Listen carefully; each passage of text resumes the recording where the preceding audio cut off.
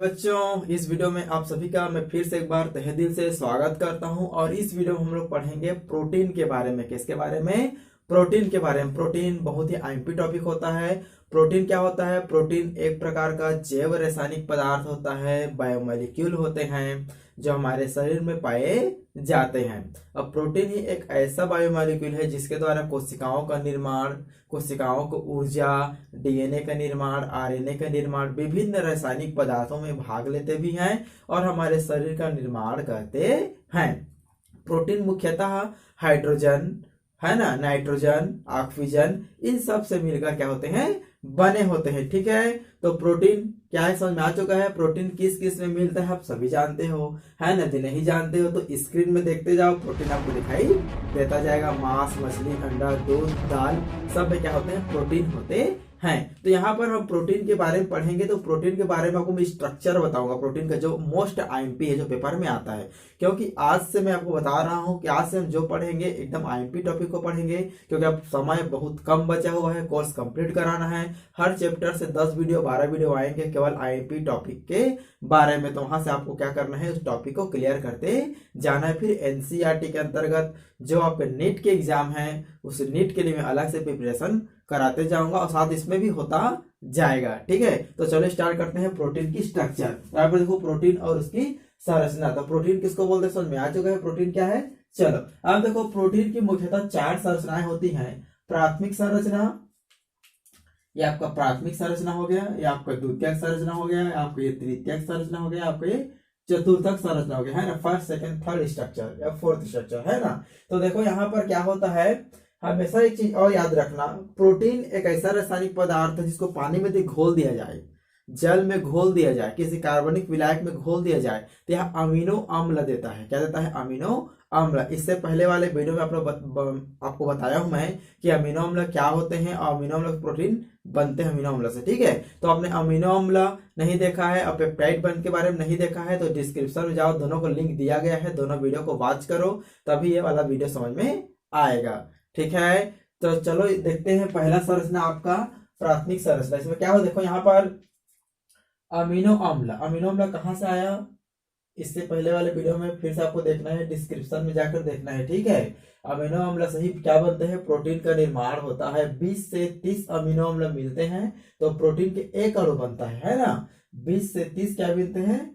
20 से लेकर 30 अमीनो अम्ल, है ना। ये इसको हम लोग 25 भी मान सकते हैं, अधिकतर 20 ही लेते हैं, है ना। तो 20 अमीनो अम्ल आपको याद रखना है, कंफ्यूजन बिल्कुल नहीं होना है। 20 अमीनो अम्ल के मिलने से प्रोटीन का निर्माण होता है, एक प्रोटीन अणु का। ठीक है, तो देखो यहाँ पर अमीनो अम्ल विशिष्ट क्रम में व्यवस्थित होते हैं। किसमें? आपको प्राथमिक संरचना में। अमीनो अम्ल क्या होते हैं? विशिष्ट क्रम में क्या होते हैं? व्यवस्थित होते हैं और व्यवस्थित होकर प्रोटीन की प्राथमिक संरचना का निर्माण करता है विशिष्ट रूप से। देखो यहाँ पर एग्जांपल दिया हूं, वेलिन, हिस्टिडीन, लाइसिन और आइसोलाइसिन, है ना, आइसोलिन। तो ये सब क्या होते हैं? एक विशिष्ट क्रम, अर्थात amino acid, amino acid, amino acid, amino acid, इस प्रकार से विशिष्ट क्रम में क्या होते हैं? व्यवस्थित होते हैं। आपका ये वाला जो पेप्टाइड बंध है, क्या है आपका ये? पेप्टाइड बंध।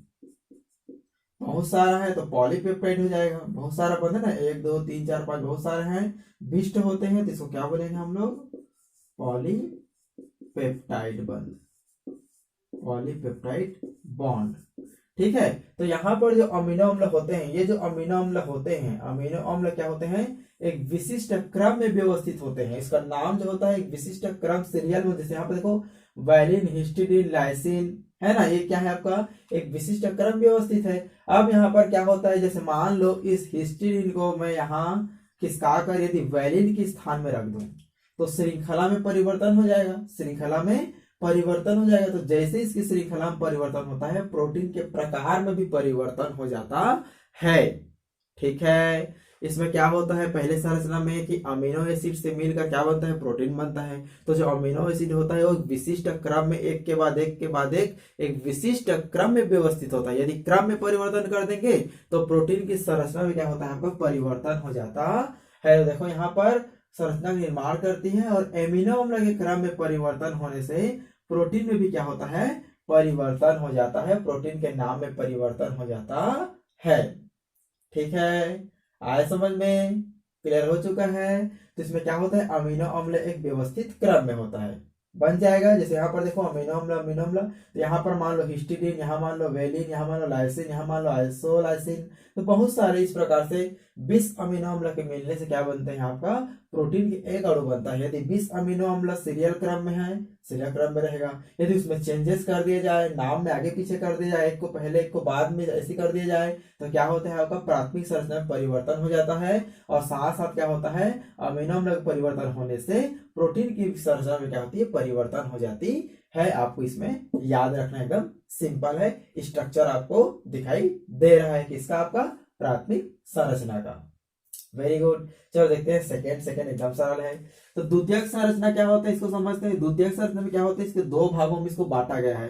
पहला होता है आपका हेलिक्स संरचना, अल्फा हेलिक्स संरचना, अल्फा हेलिक्स संरचना, और दूसरा होता है आपका बीटा परतदार संरचना। नाम से स्पष्ट, हेलिक्स मतलब राउंड वाला, परत मतलब एक के ऊपर एक, एक के ऊपर एक, सीढ़ीनुमा संरचना, सीढ़ीनुमा संरचना इस प्रकार से सीढ़ीनुमा संरचना होता है। आगे मैं समझाऊंगा, फिलहाल आपको हेलिक्स वाला समझते हैं। तो हेलिक्स में कैसे रहेगा, आपको ये इस प्रकार से बनेगा, इस प्रकार से बनेगा। आगे मैं स्ट्रक्चर बताते जाऊंगा, फिलहाल आपको यहाँ पर समझ लो। तो प्राथमिक संरचना की पॉलीपेप्टाइड श्रृंखला में देखो यहाँ पर क्या बोला गया है, प्राथमिक संरचना की एकदम सिंपल है, एकदम सिंपल है, एकदम सरल है, समझना है आपको। द्वितीयक संरचना दो प्रकार होते हैं इसके। पहला होता है आपका अल्फा हेलिक्स संरचना, दूसरा होता है आपका बीटा परतदार संरचना। ठीक है, अब देखो यहाँ पर कैसे बनता है द्वितीयक संरचना, प्राथमिक से, हमेशा याद रखना, प्राथमिक से बनेगा द्वितीयक, द्वितीयक से बनेगा तृतीयक, तृतीयक से बनेगा चतुर्थक, ऐसे आगे बढ़ता जाएगा। ठीक है, तो द्वितीयक में क्या होता है, देखो पहला होता है आपका अल्फा हेलिक्स संरचना, दूसरा होता है आपको बीटा परतदार संरचना। तो अल्फा हेलिक्स क्या होता है, देखो यहाँ पर प्राथमिक संरचना की पॉलीपेप्टाइड श्रृंखला, देखो यहाँ पर ये पॉलीपेप्टाइड श्रृंखला है। ठीक है, आया ना, बताया था ना, ये पेप्टाइड बने, बहुत सारे बनेंगे अमीनो एसिड, तो क्या बनेगा, पॉलीपेप्टाइड श्रृंखला का निर्माण करेगा। तो ये जो पॉलीपेप्टाइड श्रृंखला में क्या होता है, कुंडलित हो जाते हैं। कुंडलित क्या होते हैं, इसको मैं समझाऊंगा। ठीक है, आकर्षण के द्वारा यहाँ पर जो आकर्षण बनता है, किस किस बीच आकर्षण बनता है, हम लोग जानते हैं कि अमीनो एसिड में आपका होता है ये पेप्टाइड बंध। ठीक है, और अमीनो एसिड में होता है आपका पेप्टाइड बंध, आप सभी जानते हो।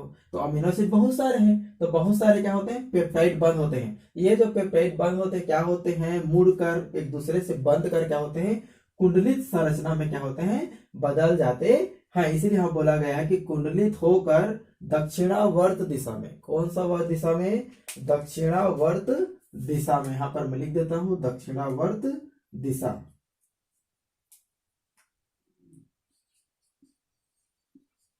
दक्षिणावर्त दिशा में क्या होते हैं, घूम जाते हैं और कुंडलित हो जाते हैं। कुंडलित क्यों होते हैं, पहले क्या था, देखो प्राथमिक संरचना में ये सीरियल क्रम में था, एक सिंपल संरचना में था। अब क्या हो गया, इसका कौन सा बंध, पेप्टाइड बंध, ये वाला पेप्टाइड बंध, ये वाला पेप्टाइड बंध, ये वाला पेप्टाइड बंध। तो पेप्टाइड बंध क्या होते हैं, आपस में जुड़ते हैं तो ये घूमने लगते हैं, क्या होते हैं, घूमने लगते हैं।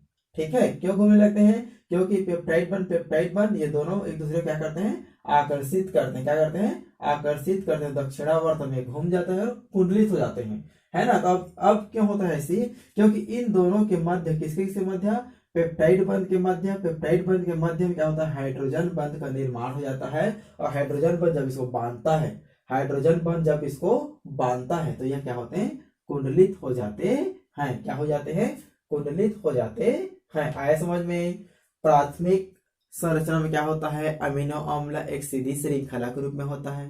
द्वितीयक संरचना में क्या होता है, जिसको अल्फा हेलिक्स बोलते हैं, ये हेलिक्स का निर्माण करता है। क्यों करता है, एक अमीनो अम्ल के क्या होता है आपका पेप्टाइड बंध, दूसरे अमीनो के पेप्टाइड बंध, तीसरे अमीनो के पेप्टाइड बंध हाइड्रोजन बंध से जुड़ जाते हैं। और हाइड्रोजन बंध के जुड़ने से क्या होता है, यह कुंडलित हो जाते हैं, दक्षिणावर्त दिशा में घूम जाते हैं। तो द्वितीयक संरचना इस प्रकार से बनता है। तो चलो यहाँ पर इसको बना के दिखाता हूं, आपको फटाफट क्या करना है, समझना है। एक बार स्क्रीनशॉट ले लो। तो देखो यहाँ पर अल्फा हेलिक्स संरचना किस प्रकार बनता है, मैं बोला था कि क्या होता है, देखो प्राथमिक संरचना में जो आपका यहाँ प्रोटीन का निर्माण हुआ है, तो अमीनो एसिड एक श्रृंखला के रूप में है, उसी अमीनो एसिड यहाँ कुंडलित हो जाती है। कुंडलित क्यों हो जाती है कि प्रत्येक जो अमीनो एसिड का जो आपका पेप्टाइड बंध होता है, देखो यहाँ पर ये पेप्टाइड बंध है, कार्बन नाइट्रोजन के बीच में पेप्टाइड बंध होता है, ठीक है, कार्बन नाइट्रोजन के बीच में क्या होता है, पेप्टाइड बंध होता है। ये पेप्टाइड बंध क्या होते हैं, एक दूसरे को आकर्षित करते हैं और हाइड्रोजन बंध के साथ जुड़ जाते हैं। तो देखो यहाँ पर ये जो बंध है ये होता है आपका हाइड्रोजन बॉन्ड, ठीक है, यहाँ पर जो बंध दिख रहा है ये होता है आपका हाइड्रोजन बॉन्ड। देखो अब देखो इसका पेप्टाइड बंध, इसका पेप्टाइड बंध आपस में जब हाइड्रोजन बंध से जुड़ते हैं तो ये वलय के रूप में होते हैं, वलय के रूप में होते हैं, ठीक है। तो इसको बोलते हैं आपका अल्फा हेलिक्स संरचना। ये किस प्रकार से बना है इसको समझ लो। देखो जैसे एग्जांपल के लिए यहाँ पर ये एन है, यहाँ पर आपका ये एच है, इतना क्लियर है, बन जाएगा। चलो यहाँ पर मान लो ये सी है, तो यहाँ पर मान लो ओ है। यदि हम इसको साथ और जोड़ देंगे, है ना, चलो इसके साथ हम जोड़ेंगे, अगर मान लो इसके बाद जोड़ेंगे तो ये कैसे हो जाएगा, इसके नीचे और घेरा कर सकते, जो आपको स्क्रीन में दिखाई नहीं दे रहा है, नीचे घेरा करेंगे तो यहाँ पर ऑक्सीजन जुड़ जाएगा, यहाँ पर नाइट्रोजन जुड़ जाएगा, इतना क्लियर है ना, यहाँ पर ऑक्सीजन जुड़ जाएगा, यहाँ पर नाइट्रोजन जुड़ जाएगा। तो इस प्रकार क्या होते हैं, ऑटोमेटिक ये क्या करते हैं, घेरा बनाते जाते हैं, कुंडलित होते जाते हैं, कुंडलित होते जाते हैं। क्यों कुंडलित होते हैं, क्योंकि पहले अमीनो अम्ल का पेप्टाइड बंध, दूसरे अमीनो का पेप्टाइड बंध, तीसरे अमीनो का पेप्टाइड बंध के बीच हाइड्रोजन बंध का निर्माण होता है, जो उसको खींचते हैं। जब खींचते हैं तो स्प्रिंग के समान क्या होते हैं, ये मुड़ जाते हैं। स्प्रिंग क्या हो, जब सीधा रहता है स्प्रिंग क्या होता है, गोल गोल गोल गोल घुमा रहता है, खींचेंगे तो सीधा, तो जब खींचेंगे तो क्या दिखता है आपको, प्राथमिक संरचना समझो, और फिर छोड़ेंगे तो क्या बन जाएगा, फिर से स्प्रिंग बन जाएगा। तो यही संरचना होता है आपका अल्फा हेलिक्स संरचना। परतदार संरचना किसे कहते हैं, इसको मैं समझा देता हूँ, एकदम सिंपल है। परतदार संरचना क्या होता है, जो पॉलीपेप्टाइड श्रृंखलाएं होती हैं, कौन सा आपका प्राथमिक, मैं पहले फिर से बताता हूँ कि प्राथमिक से बनता है द्वितीयक, द्वितीयक से बनता है तृतीयक, तृतीयक से बनता है आपका चतुर्थक। क्लियर है। तो देखो प्राथमिक में पहले स्टेट था, तो यही क्या करता है आपका, एक मिनट है ना, ये देखो, चलो एक बार स्क्रीनशॉट ले लो इसको, वेरी गुड। देखो इसमें क्या होता है, परतदार संरचना। परतदार मतलब एक के ऊपर एक, परतदार मतलब क्या होता है, एक के ऊपर एक के ऊपर एक के ऊपर एक, इस प्रकार से। और ये सीढ़ी नुमा संरचना का निर्माण करते हैं। तो जैसे मान लो यहाँ पर ये अमीनो एसिड है, ये आपका अमीनो एसिड है, ये आपका अमीनो एसिड है, उसी प्रकार आपका ये अमीनो एसिड है, ये अमीनो एसिड है, ये अमीनो एसिड है, ये अमीनो एसिड है, इस प्रकार से परत परत नुमा सीढ़ी नुमा। देखो सीढ़ी नुमा आपको संरचना दिखाई देता है, क्यों, क्योंकि ये जो श्रृंखला होती है आगे बढ़कर, श्रृंखला क्या होती है, आगे बढ़कर विस्तार करती है और ये पॉलीपेप्टाइड श्रृंखला का निर्माण करती है, ठीक है। पॉलीपेप्टाइड श्रृंखला ही तो है सब कुछ। पॉलीपेप्टाइड श्रृंखला मुड़ गया तो हेलिक्स बन गया, ठीक है। पॉलीपेप्टाइड श्रृंखला एकदम सीधा है तो आपका प्राथमिक एमीन है, और परत के ऊपर एक के परत एक के ऊपर दूसरा परत रहेगा तो क्या बन जाएगा आपका बेटा परतदार संरचना बन जाता है। और इनके मध्य क्या होते जानते हैं, इनके मध्य भी क्या होते हैं, हाइड्रोजन बंध पाए जाते हैं। किस प्रकार से पाए जाते हैं भाई, तो यहाँ से यहाँ हाइड्रोजन बंध, यहाँ से यहाँ हाइड्रोजन बंध, अंतराकाशी है, यहाँ से यहाँ हाइड्रोजन बंध, यहाँ से यहाँ हाइड्रोजन बंध। तो ये सब क्या है आपका हाइड्रोजन बंध होते हैं, हाइड्रोजन बॉन्ड होते हैं, सब जुड़े रहते हैं आपस में, ठीक है, हाइड्रोजन बॉन्ड होते हैं, ठीक है। तो इस प्रकार क्या होता है आपका अल्फा हेलिक्स आता है। ये आपका गोल गोल गोल राउंड राउंड आपको दिखाई देगा, स्क्रीन में आप देख सकते हो, ठीक है, लेकिन बना इसी तरह का से रहता है। इसका केमिकल फॉर्मेशन और केमिकल स्ट्रक्चर आपको स्क्रीन में दिखाई दे रहा है, ठीक है। अमीनो एसिड के सबको हर अमीनो एसिड का सूत्र अलग अलग होता है, ठीक है, आप स्क्रीन में देख सकते हो अमीनो अम्ल। तो इन सब को बनाऊंगा तो आप कंफ्यूजन हो जाएगा, इसलिए यहाँ पर ए लिख दिया हूँ, amino acid amino acid amino acid. इतना क्लियर है। चलो तो आपको दूसरा संरचना भी समझ में आ चुका है, परत दर परत, इस प्रकार से, ठीक है, इस प्रकार से आपका ये बना रहता है सीढ़ी नुमा। घरों में सीट छाते हैं, जान रहे हो ना, सीट लगाते हैं, सेम, कोई अंतर नहीं। इस प्रकार से इन सब के मध्य में क्या होता है, हाइड्रोजन बंध से ये जुड़े रहते हैं, ठीक है। इसको बोलते हैं आपका क्या, बीटा परतदार संरचना। चलो अब देखते हैं तीसरा। तीसरा में क्या बोला गया समझो, तृतीयक संरचना। अब द्वितीयक से क्या बनेगा, तृतीयक बनेगा। तो देखो यहाँ पर प्रोटीन की तृतीयक संरचना में, प्रोटीन की तृतीयक संरचना में और अधिक वलय आने से तृतीयक संरचना का निर्माण होता है। बस आपको इतना याद रखना है, प्रोटीन की तृतीयक संरचना में कैसा बनता है, और अधिक वलय आने से पॉलीपेप्टाइड श्रृंखला यहाँ पर बन चुकी है। पॉलीपेप्टाइड श्रृंखला बहुत अधिक मात्रा में बना हुआ है। देखो यहाँ पर विस्तार हुआ है किसका, पॉलीपेप्टाइड श्रृंखला का। और कैसे संरचना होता है, हेलिक्स वाला में इस प्रकार से संरचना होता है।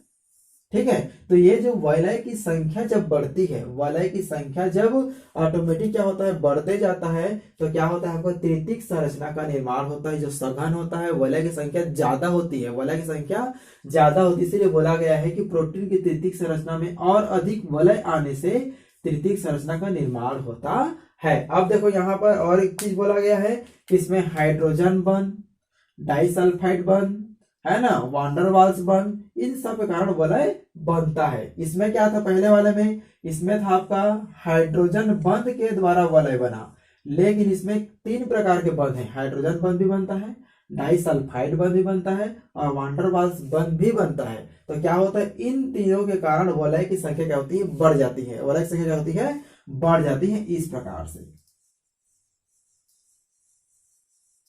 वलय की संख्या क्या होती है, बढ़ जाती है। इस प्रकार से इसको भी 2 भागों में बांटा गया है। पहला आपका रेशेदार प्रोटीन और गोलिकादार प्रोटीन। रेशेदार प्रोटीन मतलब रेशे के समान रहेंगे इस प्रकार से, ठीक है। और गोलिकाकार आप तो देख ही रहे हो, गोलिकाकार प्रोटीन, ठीक है। स्क्रीन में आप इसकी स्ट्रक्चर देख सकते हो। और बंध बनने का कारण क्या है, गोलाई बनने का कारण क्या है, तो आपको इसको याद रखना है, हाइड्रोजन बंध, डाइसल्फाइड बंध और वांडर वाल्स बंध। यहाँ पर नीट के एग्जाम में आता है कि द्वितीयक संरचना में वलय बनने का कारण क्या होता है, तो हाइड्रोजन बंध के द्वारा वलय बनते हैं। किसके किसके बीच में बनता है आपका, तो पेप्टाइड बंध के बीच में बनता है। उसी प्रकार यहाँ पर देखो तृतीयक संरचना में जो वलय बनता है, वलय संख्या क्यों बढ़ती है, क्योंकि यहाँ पेप्टाइड बंध के बीच में हाइड्रोजन बंध, डाइसल्फाइड बंध और वांडर वाल्स बंध, तीनों प्रकार के बंध पाए जाते हैं। यही पर लॉजिक होता है, नीट में इसको पकड़ना रहता है, ठीक है। तो आपको अभी सिंपल समझा रहा हूँ, शॉर्टकट में, अपने शब्दों में, अपने लैंग्वेज में। बुक में जाएंगे तो बहुत लंबा चौड़ा रहेगा, जो आपको समझने में कठिनाई होगा। तो आपको ये सिंपल है, समझो, ठीक है। और यूट्यूब में पढ़ाने का मतलब यही होता है कि सरल तरीके से आपको समझाया जाए। सेम अब चौथा में देखो, जिन प्रोटीन में अधिक संख्या में पॉलीपेप्टाइड श्रृंखला उपस्थित हो।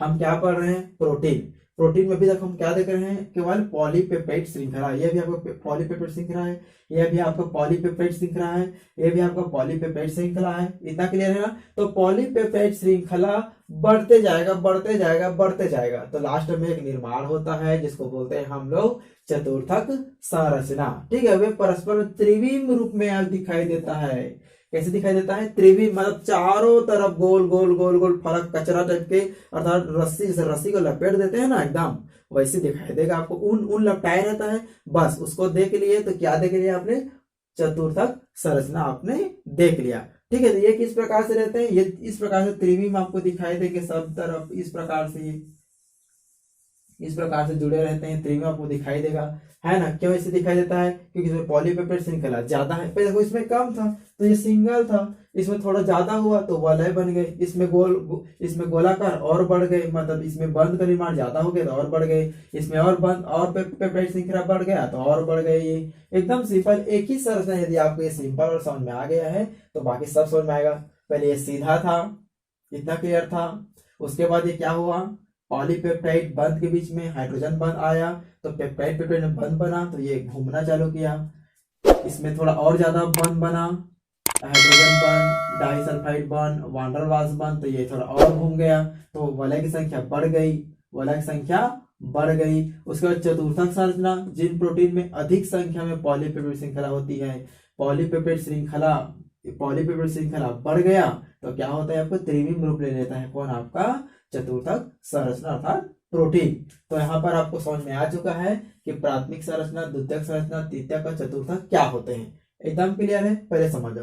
प्राथमिक संरचना में क्या होते हैं, प्रोटीन एक सीधी श्रृंखला के रूप में रहता है। यदि अमीनो अम्लों को बदल दिया जाए तो प्रोटीन की प्रकार भी बदल जाती है, अल्टरनेट कर देंगे तो बदल जाएगा, ठीक है। अब वह किस में चला गया, द्वितीयक में चला गया। तो पहले वाले में स्ट्रेट था, सीधा था, ठीक है। फिर उसमें दूसरा में क्या होता है कि पॉलीपेप्टाइड बंध, है ना, बंध के बीच में क्या होता है आपका हाइड्रोजन बंध आता है तो वह वलय का रूप ले लेता है। वलय की संख्या बढ़ती जाती है तो तृतीयक बन जाता है, फिर वलय की संख्या बढ़ती जाती है तो चतुर्थक बन जाता है। तो वलय की संख्या ही इंपॉर्टेंट इसमें होता है। वैसे क्या होता है तो यहाँ पर हाइड्रोजन बंध, डाइसल्फाइड बंध, वैन डर वाल्स बंध ये सब काम करते हैं।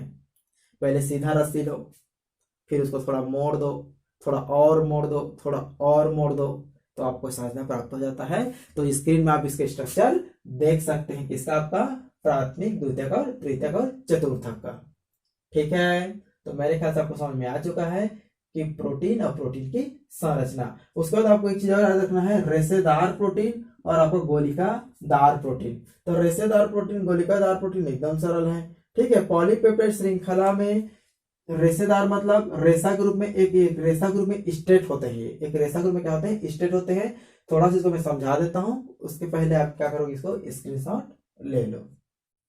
ठीक है बच्चों, यहाँ पर हम लोग देखते हैं रेशेदार प्रोटीन और गोलिकादार प्रोटीन। मोस्ट आईएमपी था क्योंकि ये एनसीईआरटी के एग्जाम में और आपका सीजी बोर्ड के एग्जाम में आया था। ठीक है, कि रेशेदार प्रोटीन किसे कहते हैं और गोलिकाकार प्रोटीन किसे कहते हैं, दोनों बीच में क्या अंतर होता है। तो पहले आपको ये समझना है कि रेशेदार जो प्रोटीन होता है ना, ये जल में अविलेय होते हैं। क्या होते हैं आपका, जल में अविलेय होते हैं। मैं समझाऊंगा अभी, है ना, जल में अविलेय होते हैं।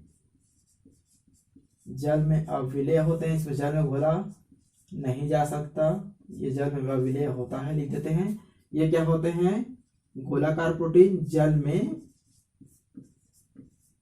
विलय होते हैं,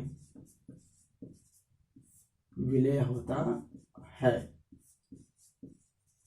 ठीक है, अब देखो यहाँ पर रेशेदार प्रोटीन और आपको गोलिकादार प्रोटीन। रेशा समझ में आ रहा है कि रेशे के समान संरचना रहता है, और गोलिकादार प्रोटीन में गोलिका के समान, जैसे गोल अभी बताया राउंड राउंड वाला, वैसी संरचना रहता है। बस वही प्रोटीन, बस इसको थोड़ा सा समझाना है आपको। अब देखो यहाँ पे इसका जो एग्जाम्पल है केरेटिन और मायोसिन है। रेशेदार प्रोटीन के एग्जांपल क्या है आपका, केरेटिन और मायोसिन। केरेटिन कहाँ पर होते हैं, नाखून। ये देखो, ये नाखून आपको दिखाई दे रहा है, मेरा थोड़ा बढ़ गया है पर काटूंगा जरूर, है ना। तो नाखून जो है ना, नाखून को जब काटोगे तो कैसे निकलता है, रेशे के समान निकलता है। नाखून को जब काटोगे तो कैसे दिखाई देता है आपका, रेशे के समान दिखाई देता है। उसको पानी में घोल सकते हो क्या, नहीं घोल सकते ना। तो इसको बोलते हैं केरेटिन। क्या बोलते हैं इसको, केरेटिन बोलते हैं। और मायोसिन मांसपेशियों में होते हैं। चिकन खाए हो, चिकन खाया हो ना, उसमें देखना रेशे के समान आपको दिखाई देता है मायोसिन। ठीक है, तो दोनों क्या होते हैं, प्रोटीन होते हैं। क्लियर हो चुका है। उसको देखो गोलिकाकार प्रोटीन में यहाँ पर ग्लोब्यूमिन, ठीक है, और एल्बुलिन, तो ये क्या होते हैं, अंडे में पाए जाते हैं। किसमें पाए जाते हैं, अंडे में। अंडा खाते हो, नहीं खाते हो, अंडा नहीं खाते तो यहाँ पर खा लो। गुड, चलो। तो देखो यहाँ पर रेशेदार प्रोटीन क्या होते हैं, जल में अविलेय होते हैं, और गोलिकाकार जो प्रोटीन होते हैं वो कब, जल में अविलेय होते हैं। यहाँ पर तो दो एग्जाम्पल भी समझ में आ चुका है, और यहाँ पे दो अंतर भी समझ में आ चुका है। और ये कैसे बनते हैं, देखो यहाँ पर रेशेदार प्रोटीन क्या बनते हैं, जो पॉलीपेप्टाइड श्रृंखला होती है वो समांतर क्रम में होती है। पॉलीपेप्टाइड जो श्रृंखला होती है वो कैसे होती है आपका, समांतर क्रम। ये लिख रहे हो, मतलब समझते हो ना, इसका मतलब होता है आपका अमीनो एसिड, क्योंकि अमीनो एसिड से ही मिलकर क्या बनते हैं, प्रोटीन का निर्माण होते हैं। इस प्रकार समांतर क्रम में क्या होते हैं, व्यवस्थित होते हैं। क्या आपका, पॉलीपेप्टाइड श्रृंखला, पॉलीपेप्टाइड श्रृंखला। तो पॉलीपेप्टाइड श्रृंखला समांतर क्रम में व्यवस्थित होता है। किसमें आपका, किसमें, रेशेदार प्रोटीन में। तो ये धागे के समान, रेशे के समान दिखाई देता है। अब देखो यहाँ पर इनके बीच में दो प्रकार के बंध होते हैं। दो प्रकार के बंध मतलब, मान लो इसको हम यहाँ इस वाले पॉलीपेप्टाइड को जोड़ दिए, इस वाले बंध को जोड़ दिए, इस वाले बंध को जोड़ दिए, इस वाले बंध को जोड़ दिए, इस वाले बंध को जोड़ दिए, इसको जोड़ दिए, इसको जोड़ दिए। ठीक है, तो यहाँ पर बंध अब ये रेशे के समान बन गया, कपड़े के समान दिखाई दे रहा है आपको। ठीक है, तो यहाँ पर दो बंध होते हैं। बंध का नाम पहला है आपका हाइड्रोजन बंध, और दूसरा होता है आपका पॉलीपेप्टाइड के अंतर्गत एक और बंध बनता है जिसको बोलते हैं सल्फाइड बंध। ठीक है, सल्फाइड बंध या एस बॉन्ड बोल सकते हैं ना, एस बॉन्ड लिख लो तो आपको समझ में दिया जाए। एच बॉन्ड हाइड्रोजन बंध, या आपका सल्फाइड बॉन्ड। इस प्रकार से इन दोनों बंध के द्वारा क्या होते हैं, स्तर का निर्माण, एक स्तर एक स्तर, इस प्रकार से। ठीक है, आया समझ में। तो ये होता है आपका केरेटिन और मायोसिन में। ठीक है, मांस और आपका नाखूनों में क्या होते हैं, पाए जाते हैं रेशेदार प्रोटीन। उसमें देखो यहाँ पर गोलिकाकार प्रोटीन। गोलिकाकार प्रोटीन में क्या होता है, वलय के कारण किसके कारण? वलय के कारण। तो वलय तो हम जानते हैं किस प्रकार से होता है, इस प्रकार से वलय के कारण क्या होता है आपका? प्रोटीन का निर्माण होता है। और ऐसे क्या होता है? तो इनके मध्य में क्या होता है आपका? हाइड्रोजन बंध और सल्फाइड बंध का क्या होते हैं? निर्माण होता है। देखो यहाँ पर हाइड्रोजन बंध और सल्फाइड बंध इसमें ही बनते हैं। ठीक है, पहला आपका हाइड्रोजन बंध और दूसरा आपको मान लो सल्फाइड बंध, इस प्रकार से होते हैं। तो आपको समझ में आ चुका है कि रेशेदार प्रोटीन किसे कहते हैं और गोलिका। गोलिका मतलब गोल। ये देखो ये गोल है, ये गोल है, ये गोल है, ये गोल है, ये गोल है। बस इसी को अलग से समझाया गया है। बाकी आपको समझ में आ चुका है क्या? प्रोटीन और उसकी संरचना। ठीक है, तो जब दोनों में अंतर पूछेंगे तो रेशेदार प्रोटीन रेशे के समान होता है, जल में अविलेय होते हैं। इसका एग्जाम्पल केरेटिन और मायोसिन है। ठीक है, इसमें हाइड्रोजन बंध और सल्फाइड बंध दोनों पाए जाते हैं। स्ट्रक्चर बना सकते हो।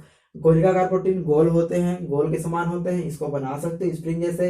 एग्जाम्पल के लिए दोनों इसको लिख लेना है ना, ग्लोब्यूमिन और आपका एल्बुलिन जल में विलय होते हैं, ये अंडा पाए जाते हैं। इतना क्लियर है? चलो, तो मेरे ख्याल से आपको प्रोटीन की सारी संरचनाएं समझ में आ चुकी है, प्राथमिक, द्वितीयक, तृतीयक और आपका चतुर्थक। तो जल्दी से इसकी शॉट ले लो और वीडियो अच्छा लगा तो लाइक करो, शेयर करो, कमेंट करो, चैनल को सब्सक्राइब करना नहीं भूलना है। ठीक है, और बेल आइकन दबाओ ताकि मेरा वीडियो नोटिफिकेशन आप तक जल्दी से पहुंच सके। ठीक है, इसके बाद आने वाले वीडियो में हम लोग पढ़ेंगे विटामिन के बारे में। किसके बारे में? विटामिन के बारे में। विटामिन के बाद आपको पढ़ाऊंगा डीएनए और आरएनए के बारे में। ये लास्ट वीडियो रहेगा। ठीक है, जो आईएमपी है मैं उसी को डील करते जा रहा हूँ। एंजाइम के बारे में क्लास 11 में आप पढ़ चुके हो, बाद में इसका मैं वीडियो अपलोड करूंगा एंजाइम के बारे में। ठीक है, एंजाइम की क्रियाविधि 11 में आप पढ़ के आ चुके हो, तो इसमें उसको नहीं पढ़ा रहा हूँ। डीएनए आरएनए भी आप पढ़ चुके हो। फिर एक बार मैं कोशिश करता हूँ कि न्यूक्लिक एसिड केमिकल बेस में पढ़ा दूं आपको समझने के लिए। चलो ठीक है, स्क्रीनशॉट आप ले सकते हैं।